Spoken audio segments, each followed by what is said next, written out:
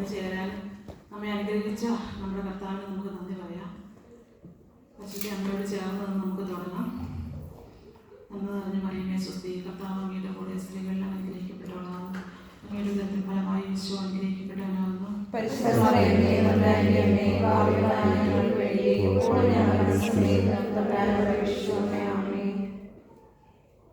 ജീവിതത്തിൽ at some point നമ്മളെല്ലാവരും നമ്മളോട് തന്നെ നമ്മളറിയാതെ ചോദിച്ച ഒരു ചോദ്യമാണ് ഹു ആം ഐ, ഞാൻ ആരാണ്.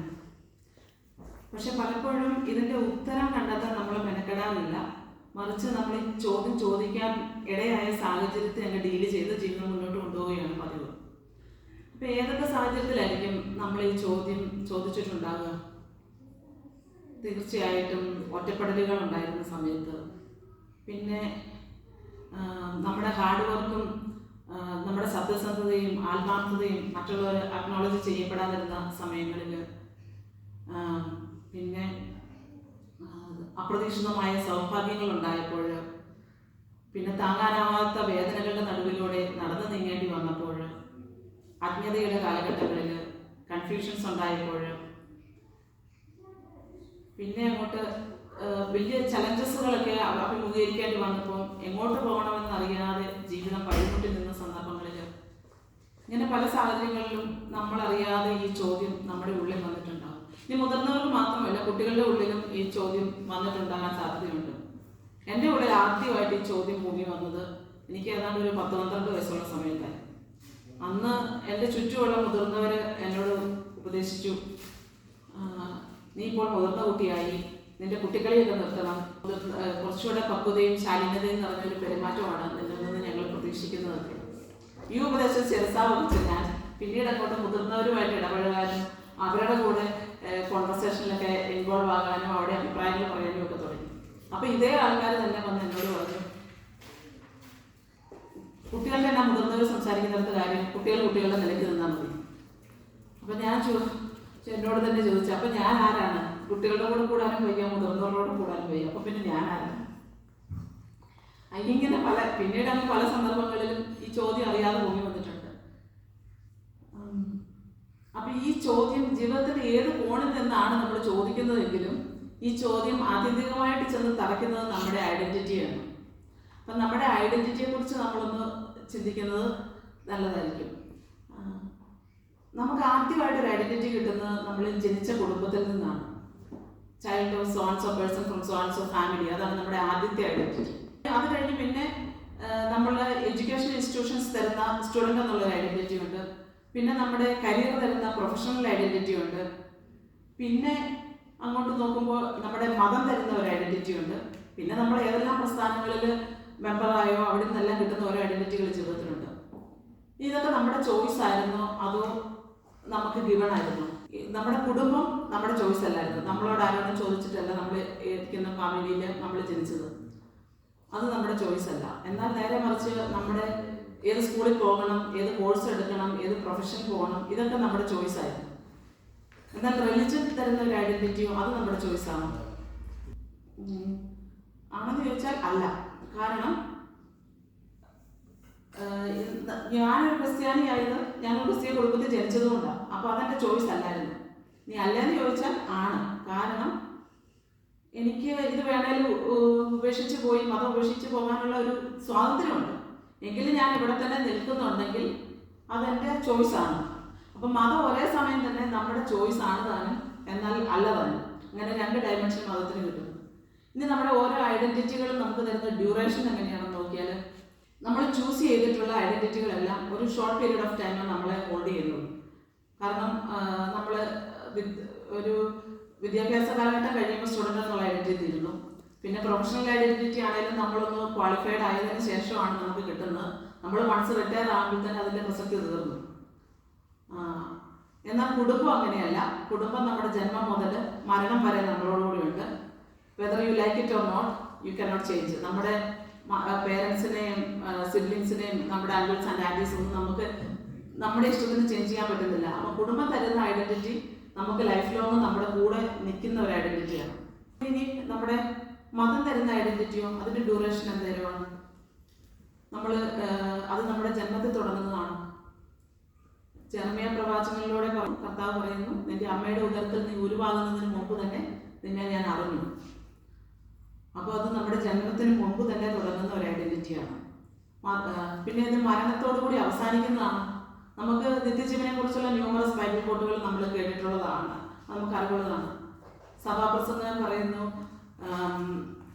ധൂളി അതിൻ്റെ ഉറവിടമായ മണ്ണിലേക്ക് പോകുന്നു, എന്നാൽ ആത്മാവ് തൻ്റെ ദാതാവായ ദൈവത്തിലേക്ക് തിരിച്ചു പോകുന്നു. അപ്പം നമ്മളിൽ അനശ്വരമായിട്ടുള്ളത് ആത്മാവിലുള്ള ഐഡന്റിറ്റിയാണ്. ആ ഐഡന്റിറ്റി ദൈവത്തിൻ്റെ കുഞ്ഞ് എന്നുള്ള ഐഡന്റിറ്റിയാണ് നമ്മളിൽ അനശ്വരമായിട്ട് കിടക്കുന്നത്. അപ്പം നമ്മുടെ ജീവിതത്തിൽ ഏത് പ്രയോറിറ്റൈസ് ചെയ്യേണ്ടത് എങ്ങനെയാണ്? ഒന്ന് ഐഡന്റിറ്റി പ്രയോറിറ്റൈസ് ചെയ്യുകയാണെങ്കിൽ ഒന്നാം സ്ഥാനം എഴുതി വരുന്നു. നമുക്ക് ദൈവത്തിൽ നിന്ന് കിട്ടുന്ന ദൈവത്തിൻ്റെ കുഞ്ഞെന്നുള്ള ഐഡന്റിറ്റി ആത്മാവിൽ മുദ്രിതമായി അനശ്വരതയിൽ നിലനിൽക്കുന്ന ഐഡന്റിറ്റിയാണ് ഒന്നാം സ്ഥാനം. പിന്നെ രണ്ടാം സ്ഥാനം നമ്മളിൽ സ്ഥായി ആയിട്ടുള്ളത് പിന്നെ ഏതാണുള്ളത്?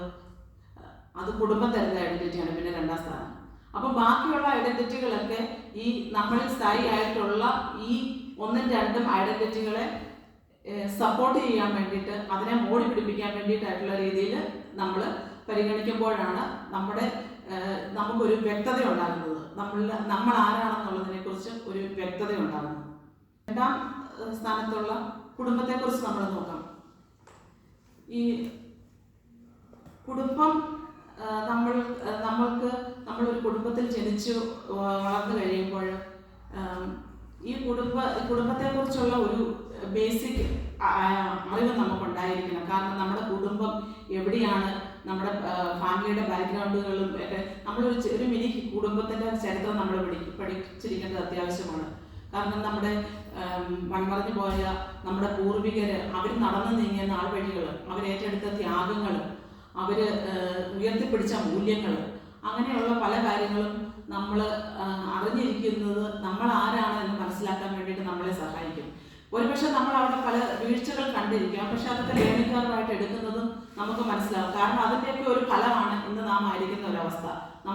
നമ്മളെന്നുള്ള ഇന്നത്തെ ഒരു വ്യക്തിത്വം നമ്മളിൽ എന്തൊക്കെ പ്രകടമായിരിക്കുന്നു അതൊക്കെ ആ നമ്മുടെ ബാക്ക്ഗ്രൗണ്ട് എന്താണെന്നുള്ളത് ഇന്നത്തെ നമ്മുടെ കുട്ടികൾക്ക് എത്ര പേർക്ക് നമ്മുടെ കുടുംബം എന്താണെന്നുള്ള അറിയാനുള്ള ഒരു വീട്ടുപേര് പോലും പല കുട്ടികൾക്കും ഒന്നും അറിയത്തില്ല. അപ്പൊ അങ്ങനെ ഒരു കുടുംബത്തെക്കുറിച്ചുള്ള നമ്മുടെ പൂർവികരെ അവർ ചെയ്തതിനെ കുറിച്ചൊരു മിനി ഹിസ്റ്ററി നമ്മൾ പഠിച്ചിരിക്കേണ്ടത് ആവശ്യമാണ്. പിന്നെ അടുത്തത് ഈ ദൈവത്തിൽ നിന്നുള്ള ഐഡന്റിറ്റി. നമ്മളെ ദൈവവുമായിട്ട് ബന്ധിപ്പിക്കുന്നത് ആരാണ്? നമ്മുടെ ഈശോയാണ്. ഇപ്പം ഈശോയെ കുറിച്ച് നോക്കണം. നമ്മൾ ഇത്ര നേരം നമ്മളെ ഹൂവാമായി ചോദിച്ചു. ഈശോ ഈ ചോദ്യം ചോദിച്ചിട്ടുണ്ടോ നോക്കാം. ഹൂവാമായി എന്നുള്ള ചോദ്യം ഈശോ ചോദിച്ചിട്ടുണ്ടോ? മത്തായി, മർക്കോസ്, ലൂക്കാ സുവിശേഷങ്ങളിൽ നമ്മൾ കാണുന്നുണ്ട്. കേസറിയ ഫിലിപ്പി പ്രദേശത്ത് വെച്ച് ഈശോ ശിഷ്യന്മാരോട് ചോദിക്കുന്നുണ്ട്, ഞാൻ ആരാണെന്നാണ് ജനങ്ങൾ പറയുന്നത്, ഞാൻ ആരാണെന്നാണ് നിങ്ങൾ പറയുന്നത് എന്നൊക്കെ ഈശോ ചോദിക്കുന്നുണ്ട്. അപ്പൊ ആ ചോദ്യത്തിനുള്ള കറക്റ്റ് മറുപടി കൊടുത്തത് ആരായിരുന്നു? പത്രോസ്ലീഹയാണ് കൊടുത്തത്. നീ ജീവനുള്ള ദൈവത്തിന്റെ പുത്രനായ മെസ്സിഹായാണെന്നുള്ള കറക്റ്റ് മറുപടി പത്രോസ്ലീഹ കൊടുത്തു. അപ്പൊ പിന്നെ നമ്മളവിടെ കാണുന്നത് തന്നെയാണ് ആദ്യത്തെ മാർപ്പാപ്പയുടെ സ്ഥാനാരോഹണ ചടങ്ങാണ് കാണുന്നത്. പിന്നെ അപ്പൊ ഈശോ ആരാണെന്ന് അറിയുവാണെങ്കിൽ തന്നെ നമ്മുടെ ഡെസിഗ്നേഷൻ മാറുന്നു, നമ്മളുടെ ലെവല് മാറുന്നു. അപ്പൊ ഈശോ ആരാണെന്ന് അറിയുന്നതിലൂടെയാണ് നമ്മുടെ ആത്മാവ് ആരാണെന്നെ കണ്ടെത്താൻ, നമ്മുടെ ആത്മാവിലുള്ള നമ്മുടെ ഐഡന്റിറ്റി കണ്ടെത്താനുള്ള ഒരു ഇത്. ഈശോ ആരാണെന്ന് അറിയാൻ ഈശോയെ തന്നെ ഇൻട്രൊഡ്യൂസ് ചെയ്തിരിക്കുന്ന ഭാഗങ്ങളൊന്നും നോക്കിയാലോ. അത് ഈശോയുടെ ഞാൻ സ്റ്റേറ്റ്മെന്റുകൾ എന്ന് പറഞ്ഞിട്ട് ഈശോ പറഞ്ഞിരിക്കുന്നത്. അപ്പൊ അത് യോഹന്നാന്റെ സുവിശേഷം 10-15 ഇടയ്ക്കായിട്ടുള്ള ഭാഗങ്ങളിലാണ് നമ്മൾ അത് കൂടുതലായിട്ട് ഈശോയുടെ ഞാൻ സ്റ്റേറ്റ്മെന്റുകൾ കാണുന്നത്. അപ്പോൾ അത് ഏതൊക്കെയാണെന്ന് നമുക്കൊന്ന് പറഞ്ഞു നോക്കാം. ഞാൻ വഴി സത്യവും ജീവനുമാകുന്നു, ഞാൻ ജീവനുള്ള ദൈവത്തിന്റെ പുത്രനാണ്, ഞാൻ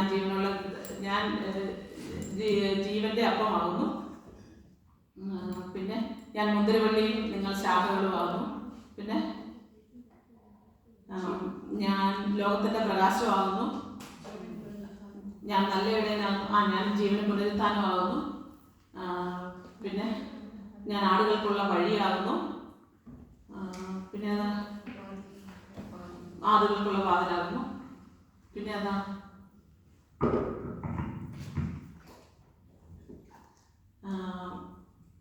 ലോകത്തിന്റെ പ്രകാശം പറഞ്ഞല്ലേ. അപ്പോൾ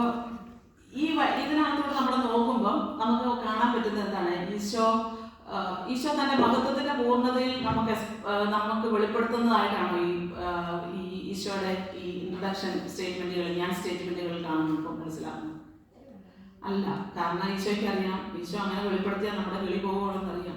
വന്ധ്യവേളയിലെ പത്രോസിനും യോഹന്നാനും സംഭവിച്ചത്, ഈശോയുടെ സന്തോഷങ്ങൾക്ക് സംഭവിച്ച അവസ്ഥ അറിയാം. പക്ഷെ ഈശോ അവിടെ പ്രധാനമായിട്ട് അത് വെളിപ്പെടുത്താൻ നോക്കുന്നത്, നമ്മളോട് പറയാൻ ആഗ്രഹിക്കുന്നത്, ഈ ഓരോ സ്റ്റേറ്റ്മെന്റുകളിൽ കൂടെ നമ്മൾ പോകുമ്പോൾ നമുക്ക് മനസ്സിലാക്കാൻ പറ്റും ഈശോയും നമ്മളും തമ്മിലുള്ള ബന്ധമാണ്. ഈശോ സ്വയം ഇൻട്രൊഡ്യൂസ് ചെയ്യുന്ന ഈശോയുടെ ഞാൻ സ്റ്റേറ്റ്മെന്റുകളായിട്ട് ഈശോ കാണിക്കുന്ന ഈശോയും നമ്മളും തമ്മിലുള്ള ഒരു ബന്ധമാണ്.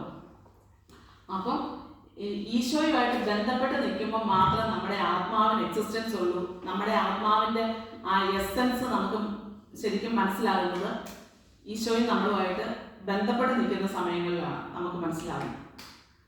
അപ്പം ഈ ഈശോയുമായിട്ട് ബന്ധപ്പെട്ട് നിൽക്കണമെന്നുണ്ടെങ്കിൽ നമ്മുടെ ഹൃദയം, ഈശോയുമായിട്ട് നമ്മുടെ ഹൃദയം കണക്റ്റഡ് ആകണം. ആത്മാവിൽ നമ്മൾ കണക്റ്റഡ് ആകണമെന്നുണ്ടെങ്കിൽ നമ്മുടെ ഹൃദയം അതനുസരിച്ച് ഒരുക്കേണ്ടതാണ് ഈശോയ്ക്ക് ഇണങ്ങുന്നത്. അപ്പോൾ ഈ എൻ്റെ ഹൃദയത്തിന് ഇണങ്ങിയവൻ എന്ന് പറഞ്ഞൊരു സർട്ടിഫിക്കറ്റ് കൊടുത്ത് ഏതെങ്കിലും ഒരു കഥാപാത്രം ബൈബിളിലുണ്ടോ എന്നൊക്കെ, ഈ ദാവീദിന്റെ ഹൃദയം എൻ്റെ ഹൃദയത്തിന് ഇണങ്ങിയവൻ ഇരിക്കുന്ന ആളാണ്. അപ്പം നമ്മൾ ദാവീദിനെ നോക്കുമ്പോൾ നമുക്ക് മനസ്സിലാവുന്ന ദാവീദ് ആരാ? കൊലപാതകി, വ്യഭിചാരി. ഇനി ഇതൊന്നും പറഞ്ഞിട്ട് പള്ളിക്കറി തോന്നിയ ദിവസം കാണിച്ചു, പുരോഹിതർക്ക് മാത്രം ഭക്ഷിക്കാവുന്ന കാഴ്ചയപ്പം എടുത്ത് ഭക്ഷിച്ചു. ഇങ്ങനെയുള്ള ദാവീദിനെ നോക്കിയിട്ടാണ് ഈശോ പറയുന്നത് എൻ്റെ ഹൃദയത്തിന് ഇണങ്ങിയവെന്ന്. അപ്പൊ അതെങ്ങനെയാണ് ശരിയാകുന്നത്? അപ്പൊ നമ്മുടെ പ്രവൃത്തികളല്ല ഈശോ നോക്കുന്നതെന്ന് മനസ്സിലായി. അവിടെ ഒരു ഈശോ നേരെ ഹൃദയം അങ്ങോട്ട് സ്കാൻ ചെയ്ത് നോക്കുകയാണെന്ന് മനസ്സിലായി. അല്ലാതെ നമ്മുടെ പ്രവൃത്തികളുടെ ബേസിൽ നമ്മളെ വിലയിരുത്തുകയല്ല ചെയ്യുന്നത്. കാരണം മനുഷ്യൻ ബലഹീനതാണ്, മനുഷ്യന് പാപത്തിന്റെ ബന്ധനത്തിൽ പോകാൻ വളരെയേറെ ചാൻസ് ഉണ്ടാവുന്നുണ്ട്. പക്ഷെ അപ്പം ഈ ദാവീദിന്റെ ഹൃദയത്തിന് ഇണങ്ങിയതാകാൻ വേണ്ടിയിട്ട് ദാവീദിനുള്ള യോഗ്യത എന്തായിരുന്നു ദാവീദിന്റെ ഹൃദയത്തിനുണ്ടായിരുന്ന പ്രത്യേകത? ദാവീദിന്റെ ഹൃദയത്തില് ഈശോയ്ക്ക് ഒന്നാം സ്ഥാനം കൊടുക്കുന്നുണ്ട്. ഈശോയോടൊരു നിഷ്കളങ്കമായ സ്നേഹം ഉണ്ടായിരുന്നു. അത് നമ്മൾ കാണുന്നുണ്ട്. വാഗ്ദാന പേടകം സംരക്ഷിക്കുന്നതിന് ദാവീദ് എടുക്കുന്ന എഫോർട്ട്, വാഗ്ദാന പേടകത്തിന്റെ മുന്നിൽ നിന്ന് സർവം മറന്ന് ഡാൻസ് ചെയ്യുന്ന ദാവീദ്, പിന്നെ തന്നെ അങ്ങേറ്റം ഉപദ്രവിച്ചുകൊണ്ടിരുന്ന സാവൂള് എന്നെ കൊല്ലാൻ വേണ്ടിയിട്ട് ഒരു ഗോൾഡൻ ചാൻസ് കിട്ടിയപ്പം പറഞ്ഞത് എന്താണ്?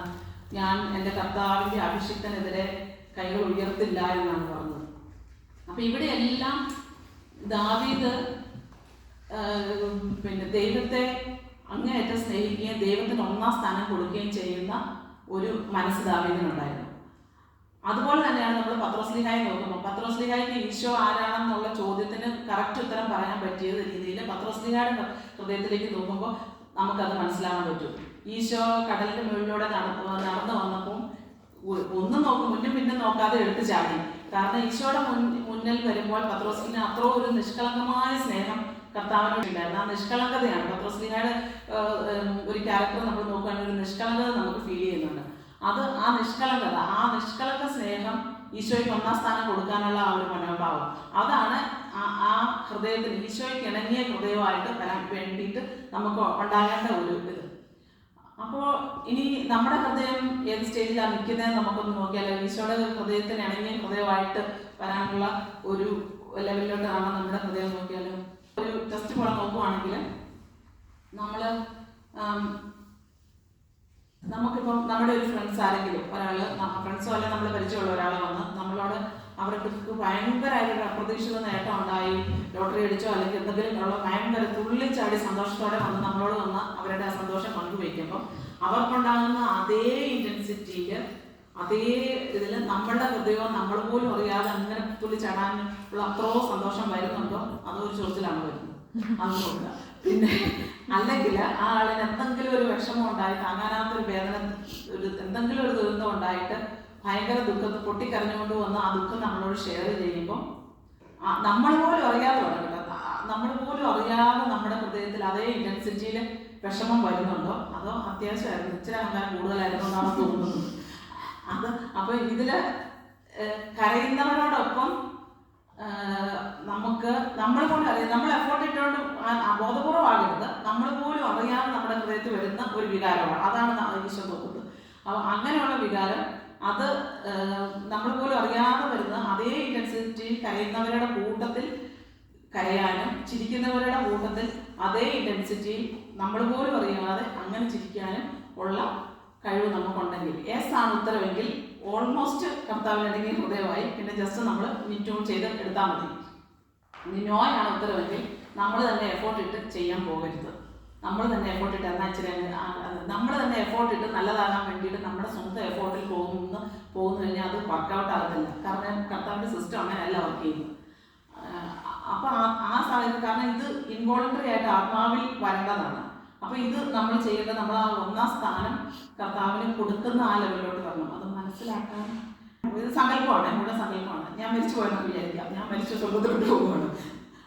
അപ്പം ഓരോ സ്റ്റേഷനിൽ ഓരോ മാലാഖമാരിയ്ക്കുകയാണ്. അപ്പം നമ്മൾ ചെയ്യുന്ന പാപം പുണ്യം എല്ലാം നോക്കി ഓരോ മാലാഖമാരിയ്ക്കുകയാണ്. അപ്പം ഞാൻ ജീവിതത്തിൽ അങ്ങനെ കള്ളം പറയുന്ന ആളല്ല, സങ്കല്പമാണ്. അപ്പം കള്ളം പറയത്തില്ലാത്ത ആളാണ്. അപ്പം എൻ്റെ വിചാരം അപ്പം ആ നുണ പറയുന്നവരെ നോക്കാൻ വേണ്ടി ഇരിക്കുന്ന മാലാഖയുടെ അടുത്ത് വരുമ്പോൾ ഞാൻ ഈസി ആയിട്ട് കയറി പോകുമെന്നാണ് എൻ്റെ വിചാരം.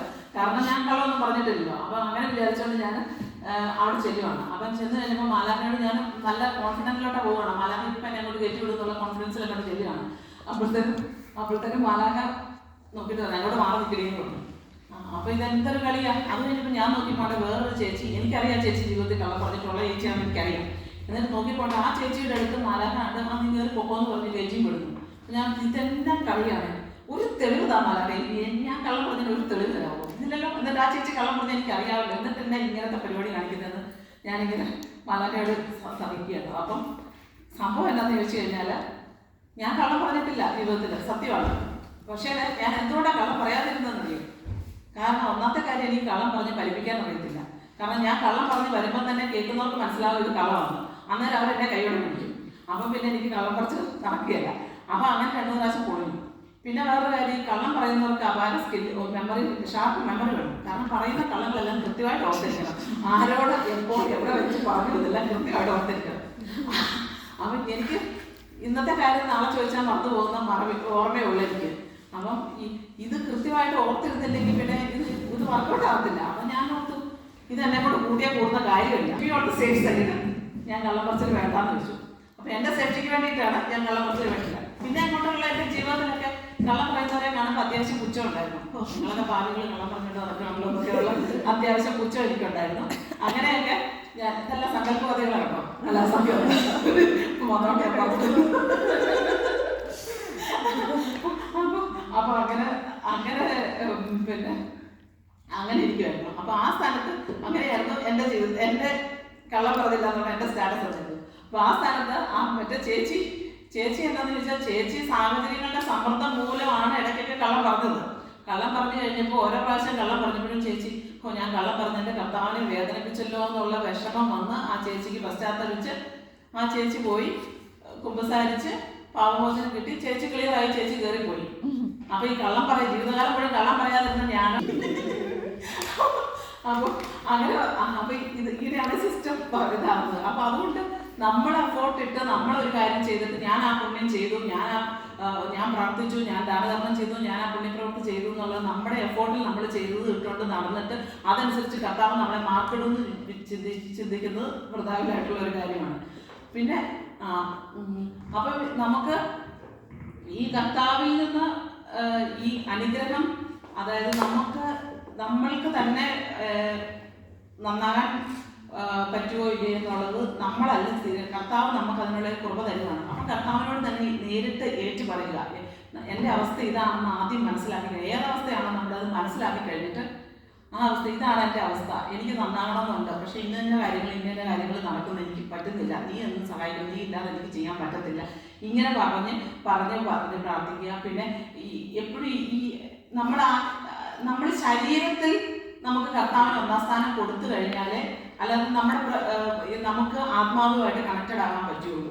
ശരീരത്തിൽ കൊടുത്തു കഴിഞ്ഞാൽ നമുക്ക് മനസ്സിനൊരു തുറവി കിട്ടുള്ളൂ. ആ മനസ്സിനൊരു തുറവി കിട്ടിയതിന് ശേഷമേ നമുക്ക് ആത്മാവിൽ കർത്താവിനോട് കണക്റ്റഡ് ആകാൻ സാധിക്കും. ഇപ്പം നമ്മൾ ശരീരത്തിൽ ഓരോ കുഞ്ഞു കാര്യത്തിന് കർത്താവിന് ഒന്നാം സ്ഥാനം കൊടുക്കുന്ന ഒരു ഇപ്പം ഒരു വെള്ളിയാഴ്ച ദിവസം വീട്ടിൽ മറ്റു കറികളൊന്നുമില്ല, ചിക്കൻ കറി ഫ്രിഡ്ജിൽ ഇരിപ്പുണ്ട്, അതെടുക്കാതെ തൈരൊഴിച്ച് അച്ചാറും കൂട്ടി കഴിക്കുന്നു. അപ്പം വെള്ളിയാഴ്ച മാംസം പാടില്ല എന്നുള്ള സഭയുടെ കൽപ്പന നമ്മൾ പാലിക്കുന്നു. അവിടെ നമ്മളൊരു പെയിൻ കൊടുത്തു, നമ്മൾ കർത്താവിന് ഒന്നാം സ്ഥാനം നമ്മൾ പ്രവർത്തിയിൽ കൂടെ കൊടുത്തു.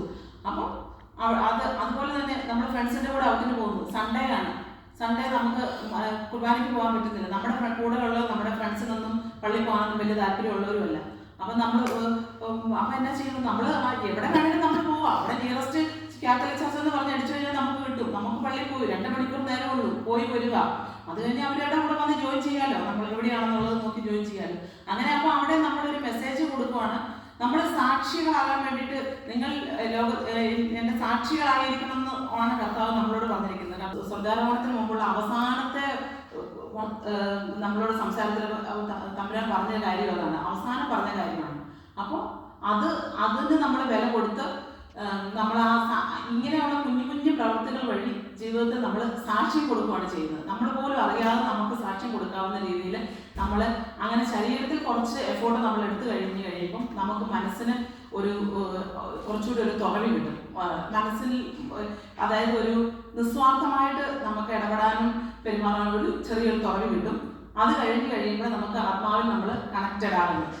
ആത്മാവിൽ കണക്റ്റഡ് ആയി കഴിഞ്ഞാൽ പിന്നെ കർത്താവ് നമ്മളോട് സംസാരിക്കും, എന്താ ചെയ്യേണ്ടതെന്ന് നമ്മൾ ഓരോ കാര്യങ്ങളും കർത്താവ് സംസാരിക്കുകയും താങ്ങി നിർത്തുകയോ ഒക്കെ ചെയ്യും. അതായത് അപ്പം ഈ ചോദ്യത്തിൻ്റെ ഹുവാമായി എന്നുള്ള ചോദ്യത്തിൻ്റെ ഒരു റെഡിമെയ്ഡ് ആൻസർ ഒരു ക്യാപ്സൂൾ പരുവത്തിൽ തരിക എന്നുള്ളത് അത്ര സാധ്യമുള്ള കാര്യമല്ല. കാരണം ഇത് വളരെ പേഴ്സണൽ ആയിട്ടുള്ള ഒരു ക്വസ്റ്റ്യൻ ആണ്. അപ്പൊ ഇത് കർത്താവ് എത്രയോ നല്ലവനെന്ന് നിങ്ങൾ രുചിച്ചറിയുമെന്നാണ് സങ്കീർത്തനം പറഞ്ഞിരിക്കുന്നത്. അപ്പൊ ഇത് വളരെ പേഴ്സണൽ ആയിട്ടുള്ള ഒരു ഫീലിങ്സ് ആണ്. അപ്പൊ അത് നമ്മൾ ഓരോരുത്തരും പേഴ്സണലി ഇതിന്റെ ആൻസർ എന്നതാണെന്നുള്ളത് ആത്മാവിൽ നമ്മൾ ആരാണെന്ന് കണ്ടെത്തുക, നമ്മുടെ ആത്മാവിന്റെ എസൻസ് മനസ്സിലാക്കുന്നിടത്താണ് ഇതിന്റെ ഉത്തരം പൂർണ്ണമാകുന്നത്. അത് ഓരോ ആത്മാവിനോടും കർത്താവ് വളരെ യുണീക്ക് ആയിട്ടുള്ള ഒരു റിലേഷനാണ് വെക്കുന്നത്. അത് സിസ്റ്റർ ഫൗസ്റ്റീനയുടെ വിശുദ്ധ ഫൗസ്റ്റീനയുടെ ഡയറി കുറിപ്പ് കൂടെ ഒന്ന് പോകുമ്പോൾ അത് വളരെ ടച്ചിങ് ആണ്. നമ്മൾ വായിച്ചിട്ടില്ലാത്തവർ വായിക്കാണ് അത് മനസ്സിലാക്കാൻ പറ്റും. അതിനകത്ത് എനിക്ക് ഏറ്റവും കൂടുതൽ ഫീൽ ചെയ്തത് ഈശോയും ഒരാത്മാവും തമ്മിലുള്ള ബന്ധം അത് വളരെ കോൺഫിഡൻഷ്യൽ ആയിട്ടും വളരെ യുണീക്കായിട്ടും വളരെ പേഴ്സണലൈസ്ഡ് ആയിട്ടുള്ള ഒരു റിലേഷനാണ്. ആ റിലേഷൻ മനസ്സിലാക്കി കഴിയുമ്പോഴാണ് അതൊന്ന് മനസ്സിലാക്കാൻ പറഞ്ഞാൽ അതൊന്ന് അനുഭവിച്ചാലും അത് മനസ്സിലാവുള്ളൂ. കാരണം ഒരു അത്ര ഒന്ന് കർത്താവുമായിട്ട് കണക്റ്റഡ് ആയി കഴിഞ്ഞു കഴിഞ്ഞാൽ പിന്നെയാണ് നമുക്ക് എന്താണെന്നുള്ളത് മനസ്സിലാകുന്നത്. നമ്മുടെ ആത്മാവിൻ്റെ എസൻസ് നമ്മൾ യഥാർത്ഥത്തിൽ ആരാണ് എന്താണെന്നുള്ളത് നമുക്ക് മനസ്സിലാകും. ഇനി ഈശോയുടെ സ്റ്റേറ്റ്മെന്റുകൾ നോക്കുകയാണെങ്കിൽ ഈശോയുടെ സ്റ്റേറ്റ്മെന്റുകൾ, നിങ്ങൾ എന്ന് പറഞ്ഞ് ഈശോ വന്നിരിക്കുന്ന സ്റ്റേറ്റ്മെന്റുകൾ ഏതൊക്കെയാണ്?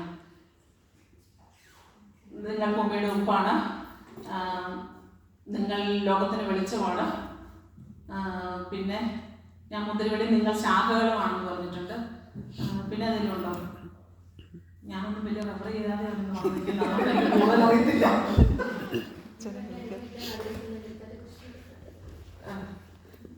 നിങ്ങൾ എന്ന് പറഞ്ഞുള്ള സ്റ്റേറ്റ്മെന്റുകൾ. അപ്പോൾ ഈ സ്റ്റേറ്റ്മെന്റിലൂടെ നോക്കുമ്പോൾ നമുക്ക് മനസ്സിലാകുന്നതല്ല, ഈശോയ്ക്ക് നമ്മളുമായിട്ടുള്ള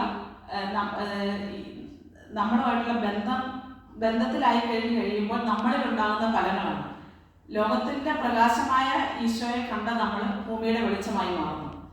ജീവന്റെ അപ്പമായ ഈശോയെ സ്വീകരിച്ച് നമ്മൾ ഭൂമിയുടെ ഉപ്പായി മാറുന്നു.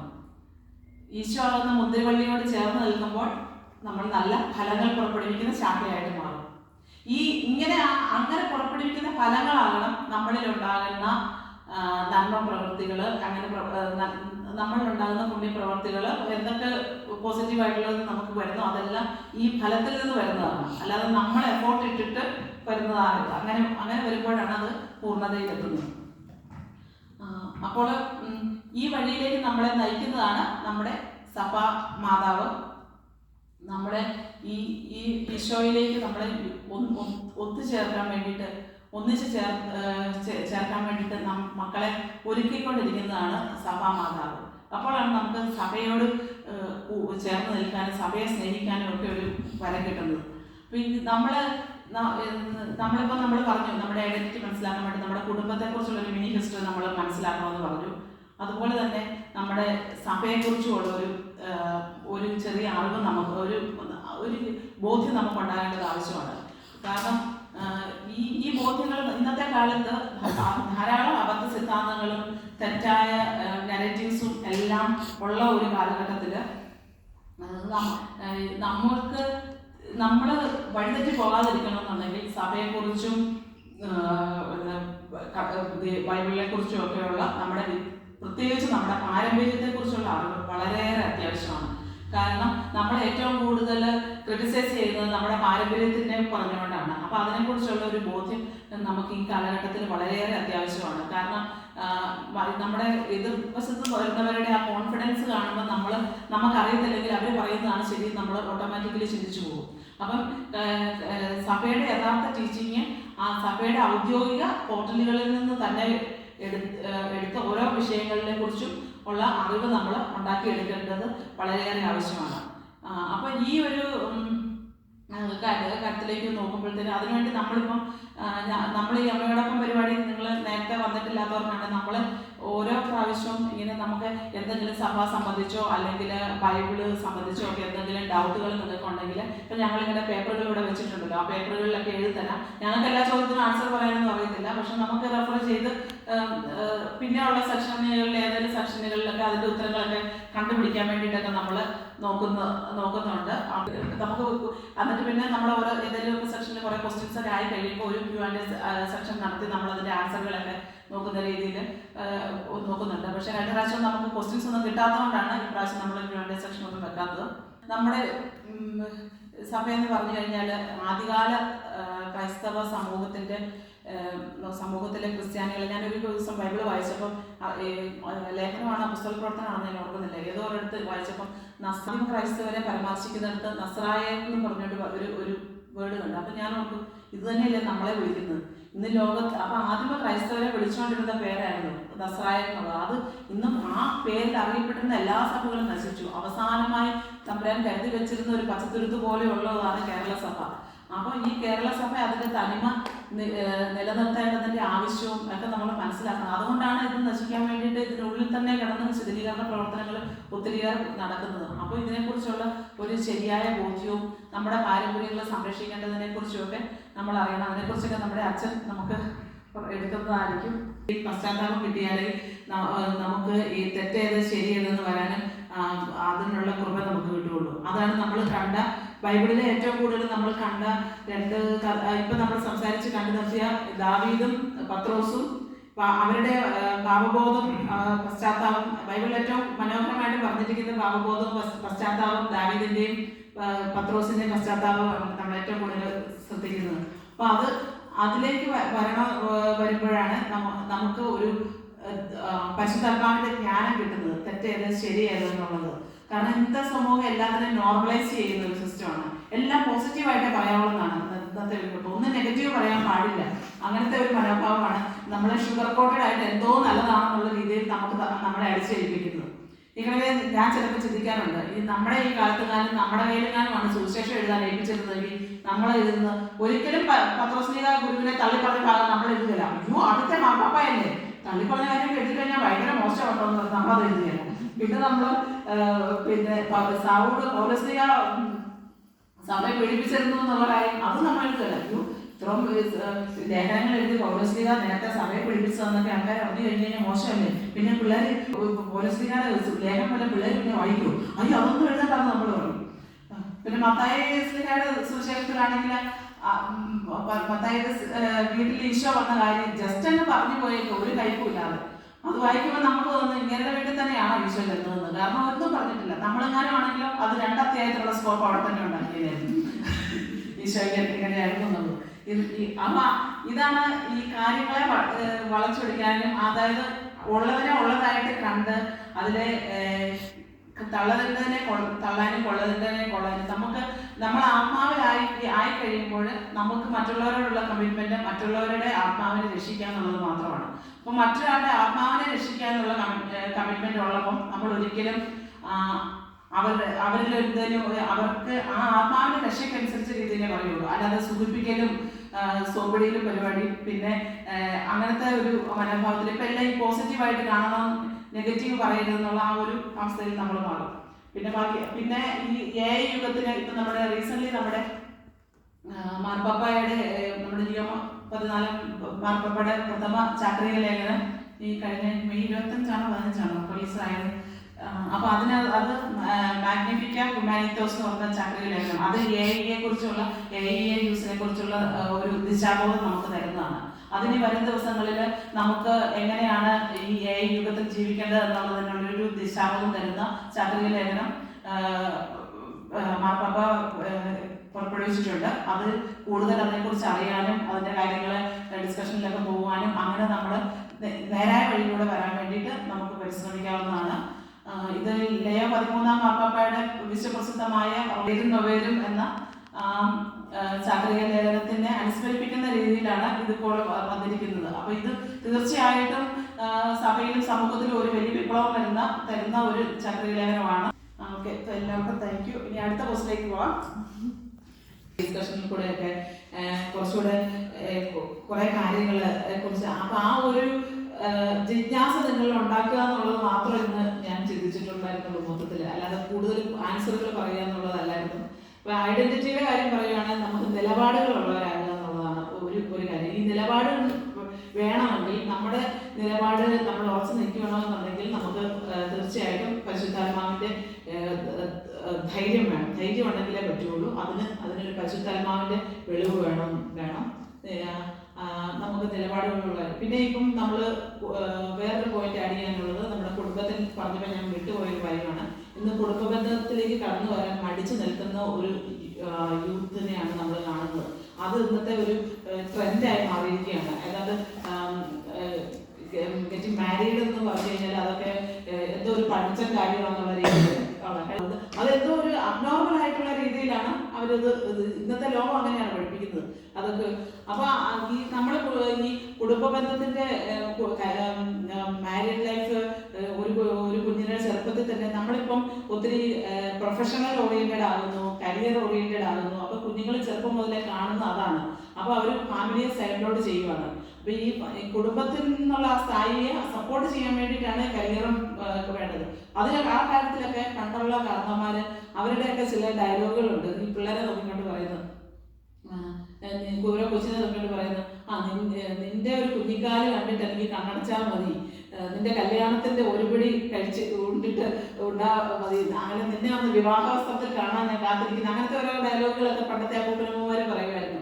അപ്പം നമ്മളൊന്ന് ലോജിക്കലി ചിന്തിക്കുന്നതാണ്, ഇത്ര പ്രായമുള്ള അമ്മമ്മ ഈ കൊച്ചു വരെ കല്യാണം കഴിക്കുന്നവർ വരെ ജീവിച്ചിരിക്കുമോ ഇതെന്നൊക്കെ നമ്മൾ ചിന്തിക്കും, ലോജിക്കലി ചിന്തിക്കും. പക്ഷെ അതിൽ കൂടെ അവർ കൊടുത്ത ഒരു മെസ്സേജ് എന്താണെന്ന് ചോദിച്ചു കഴിഞ്ഞാൽ ആ കൊച്ചിന്റെ ഉള്ളിൽ കിടന്ന് ഈ അമ്മൂമ്മയല്ലേ ഈ അപ്പൂപ്പനെ ഇത്രയും ആഗ്രഹത്തോടെ കാത്തിരിക്കുന്നത് എൻ്റെ വിവാഹമാണ്, എൻ്റെ വരുന്ന കുടുംബത്തെയാണ്, എൻ്റെ കുഞ്ഞുങ്ങളെ കാണാൻ വേണ്ടി ആഗ്രഹിച്ചിരിക്കുകയാണ്. അപ്പൊ എൻ്റെ ജീവിതത്തിലെ ഒരു പ്രധാനപ്പെട്ട സംഭവമാണ് എൻ്റെ കല്യാണം. ഇനി ഞാൻ അതുപോലെ ഒരു ഉത്തരവാദിത്തമുള്ള കുടുംബം എൻ്റെ ഒരു നല്ല റെസ്പോൺസിബിൾ ഫാമിലി ഉണ്ടാക്കുക എന്നുള്ളത് എൻ്റെ ഒരു ധാർമ്മിക ആയിട്ടുള്ളൊരു കടമയാണെന്നുള്ള ഒരു ബോധ്യം ആ കുഞ്ഞുങ്ങൾക്ക് ഇങ്ങനെ കിട്ടുകയാണ് ചെയ്യുന്നത്. പണ്ടത്തെ തലമുറയിൽ നിന്ന് നമുക്ക് നഷ്ടപ്പെട്ട ഒരു കാര്യമാണിത്, നമുക്ക് നിലപാടില്ലായ്മ. പിന്നെ അതുപോലെ തന്നെ അവർക്ക് ഒരു കാര്യത്തിൽ തെറ്റെന്നുള്ളതിനും ശരി എന്നുള്ളതിനും ഒന്നും പണ്ടത്തെ കാരണന്മാർക്ക് കൺഫ്യൂഷൻ ഇല്ലായിരുന്നു.